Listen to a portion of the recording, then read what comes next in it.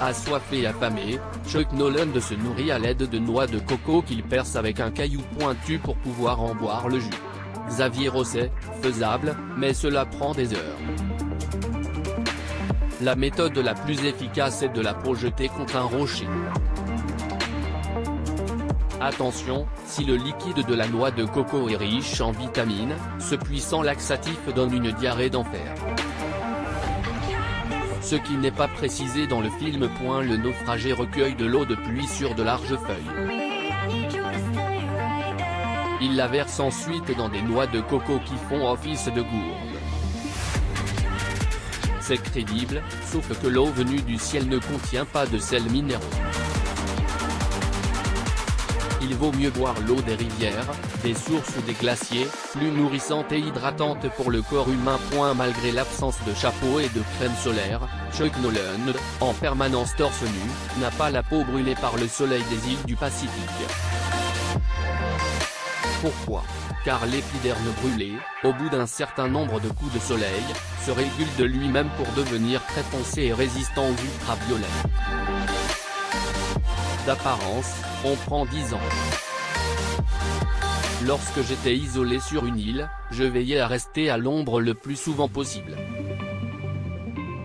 Salement blessé à la main et à la jambe, Chuck Noland désinfecte ses plaies en sang dans l'eau de mer. Le sel marin est désinfectant, mais il empêche aussi la cicatrisation des plaies. C'est pourquoi, en l'absence de médicaments, la salive reste notre meilleur allié pour soigner une blessure. Grâce à des troncs d'arbres reliés par de longues feuilles et du ruban adhésif, il fabrique un radeau. Sur cette embarcation de fortune, il franchit la barrière de corail et affronte, en pleine mer, une forte tempête. Faisable? Oui, car il confectionne des cordes avec de longues feuilles entremêlées. Lorsque j'ai passé 10 mois sur l'île déserte de Tofua, en 2008, j'ai tressé des lianes similaires avec des matériaux naturels, elles étaient très solides.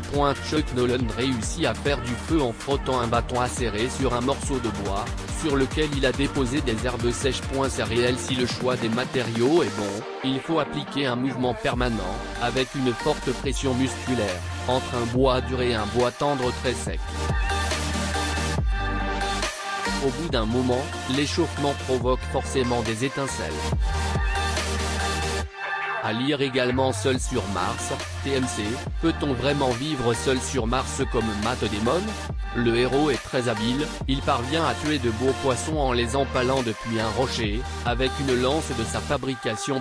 C'est possible, à 3 conditions: que la lance soit très bien aiguisée, que la profondeur de l'eau n'excède pas 1 mètre, et que l'homme s'entraîne des semaines au lancer, car l'eau est un miroir déformant.